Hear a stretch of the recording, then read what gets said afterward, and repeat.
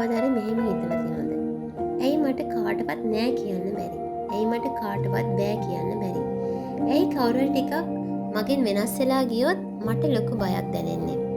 ඇයි මම හැමෝම සතුටු කරන්න උත්සාහ කරන්නේ? ගොඩක් වෙලාවට ඔයා හිතනවා ඇති මේ ඔයාගේ චරිත ලක්ෂණයක් කියලා.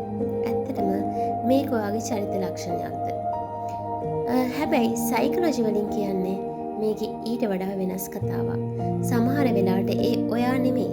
ඔයා ඇතුලේ තාමත් අරන ඒ පුංචි දරුවා. අද අපි කතා කරන්න යන්නේ ඔයා ඇතුලේ ඉන්න අන්නේ පුංචි ලදරුවා ගැන.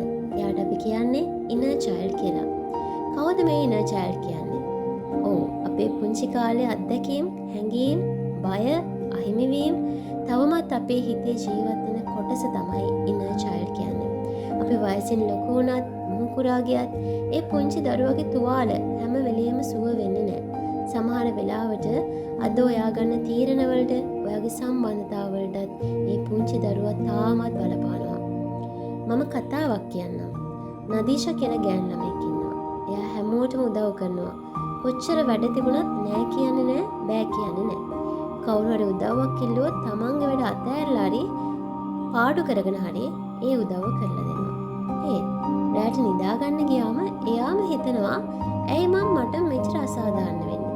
ඇයි මගේ වැඩ සේරම කල් දාලා අනුන් වෙනුවෙන් කැප වෙන්නේ? සයිකොලොජි වලින් කියන දේ මොකක්ද?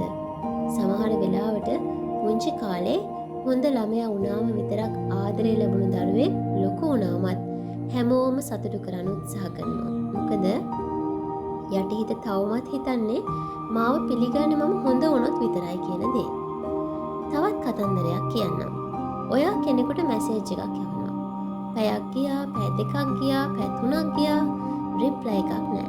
එකපාරටම ඔයාගේ හිත කියනවා එයා මාතක තරහ වෙලාද? මම මොන හරි වැරද්දක් කළාද? ඇත්තටම එයා වැඩගිහිටියා වෙන්න පුළුවන්. එහෙමනම් ඇයි අපේ හිත නරකම දේ හිතන්නේ? සයිකොලොජි වලට අනුව පුංචි කාලේ ඔයාගේ හැඟීම් නිතරම නොසලකා හැරියානම් නැත්නම් ආදරය අස්ථාවරව ලැබුණා නම් ඔයාගේ මොළය හැම වෙලේම මාව අතෑරලා යයි කියලා බයෙන් බලාගෙන ඉන්නවා. ඒක තමයි අදත් ඔයාට ඒ බය දැනෙන්නේ. තවත් ලක්ෂණයක් කියන්නම්. සමහර අයට ප්‍රශංසාවක් ලැබුණත් Taman ගැන විශ්වාසයක් නැහැ. මට වඩා හොඳ අය ඉන්නවා. මම එච්චර වටින කෙනෙක් නෙමෙයි. මට මේක ලැබෙන්න තිබුණ දෙයක් නෙමෙයි මං හිතන්නේ කියලා හිතනවා. මේකත් පුංචි කාලේ නිතර විවේචන වුණු දරුවන්ගෙන් බොහෝ දෙනෙක් තුළ දකින්න ලැබෙන හැඟීමක්. ඔයාගේ inner child තවමත් රිදලා තින්නේ කියලා අඳුරගන්න පුළුවන් ලක්ෂණ 4ක් මං කියන්නද? පළවෙනි එක ප්‍රතික්ෂේප වීමේ අධික බිය. යාළුවෙක්, සහකරුවෙක්, සහකාරියක් තමන්ව දාලයයි කියලා නිතරම අනාරක්ෂිත බවක් දැනෙනවා. දෙවෙනි ලක්ෂණය හැමෝම සතුටු කරන්න හැදීම. තමන්ගේ සතුට කැප කරලා හරි අනිත් අයව සතුටු කරන්න මහන්සි වෙනවා. බෑ කියන්න බැරි කෙනෙක් තමයි එයා. තුන්වෙනි ලක්ෂණය අධික කෝපය හෝ හැඟීම් පාලනය කරගත නොහැකි වීම. පොඩි ප්‍රශ්නයකදී පවා දරාගත නොහැකි තරම් තරහක් හෝ දුකක් ඇති වෙන්න පුළුවන්. හතරවෙනි එක ස්වයං විවේචනය. මට කිසිම දෙයක් බෑ. මම වැරදි. මම මාර නරකයි කියලා නිතරම Tamanටම දොස් කියා ගැනීම. එහෙනම් කොහොමද අපි මේ inner child සුවපත් කරන්නේ? හිතට හඬක් තුලින් මම ඔයාලට සරල පියවර 3ක් කියලා දෙන්නම්. පළමු පියවර. ඒ දරුවෝ පිළිගන්න. ඔයාගේ ඇතුලේ ඇත්තටම අඬන, රිදුණු පුංචි ලදරුවෙක් ඉන්නවා කියන එක පිළිගන්න. ඒ හැඟීම මකන්නවත්, මරන්නවත් හදන්න එපා. දෙවෙනි පියවර ලිපියක් ලියන්න. අද ඉන්න ඔයා එදා හිටපු පුංචි ඔයාට ලිපියක් ලියන්න.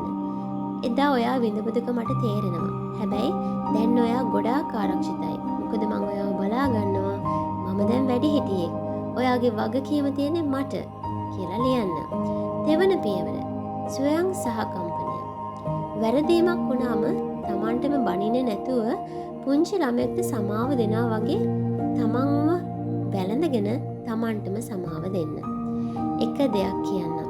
හැබැයි මේක අහලා අද මගේ දෙමව්පියෝ වැරදි කියලා කියන්න එපා. එයා මාව හරියට හදලා නැහැ කියලා චෝදනා කරන්න එපා. හැම දෙමාපියෙක්ම Taman දන්න විදිහට තමයි දරුවෝ හදන්නේ. වැදගත්ම දේ අද ඔයාට මේ හැඟීම් තේරෙනවා නම් ඔයාට වෙනස් කරන්නත් පුළුවන්. හීලින් කියන්නේ සුවපත්වීම කියන්නේ අතීතයේ මකා දාන එක නෙමෙයි. ඒ පුංචි දරුවට ඔයාට අම්මා කෙනෙක් වෙන්න පුළුවන්. ඒ වගේම ඔයාට ආදරණීය තාත්තා කෙනෙක් වෙන්න පුළුවන්. ඒ වගේම ඔයාට විශ්වාසවන්ත මිතුරියක් වෙන්න පුළුවන්. ඔයාටම මෙහෙම කියන්න. ඔයා හොඳටම ඇති. ඇති. ඔයා හොඳටම ඇති. ඔයාගේ හැඟීම් ගොඩාක් වැදගත්. ඔයා ආදරය ලබන්න අනිවාර්යයෙන්ම සුදුසුයි.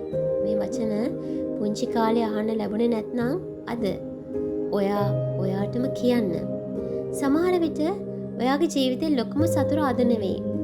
අදත් ඔයාගේ ළඟ ඔයාගේ ඇතුලේ අඬන වැළපෙන පුංචි දරුවෙක් වෙන්න ඇති. හැබැයි එයා සතුරෙක් නෙවෙයි. නමුත් ඒ දරුවව නිහඬ කරන්න එපා. නම් එයාට ඇහුම්කන් දෙන්න. මොකද ඔයාගේ ශක්තිමත් බව ඇරෙන්නේ ඔයාවම තේරුම් ගත දවසේ. ඉතින් මේ ඇතුලේ ඉන්න පුංචි ලදරුවට ඔයා හරියට ඇහුම්කන් දුන්නොත් ඔයාටත් ඉදිරි ගමන ශක්තිමත් යන්න පුළුවන්. ඒ වගේම හරි තීරණ ගන්න ඔයාට පුළුවන් වේවි. වගකීම් සාගත ගැහැණියක් හෝ පිරිමියෙක් වෙන්න ඔයාට අතිශයම වැදගත් වෙයි ඔයාගේ මේ ඉන්න පුංචි ලදරුවව හඳුනා ගැනීම. ඉතින් ඔයාගේ හිතේ තියෙන මේ වගේ නොකී කතා රිදීම් ගැන තවත් කතා කරන්න. ඔයාගේ හිත නිවන තැනක් වෙන්න. ඒ වගේම ඔයාට ශක්තියක් වෙන්න. ඔයාට ඔයාවම අඳුනගන්න උදව්වක් වෙන්න හිතට හඬක් නිතරම ලෑස්තියි. මේ වීඩියෝ එක වටිනවා නම් channel එක subscribe කරගෙන යන්න. ඔයාගේ අදහස් පල්ලෙහාට කමෙන්ට් කරන්න. නැවතත් මීළඟ වීඩියෝවෙන් හමු වෙමු. ඉතින් සුබ දවසක්.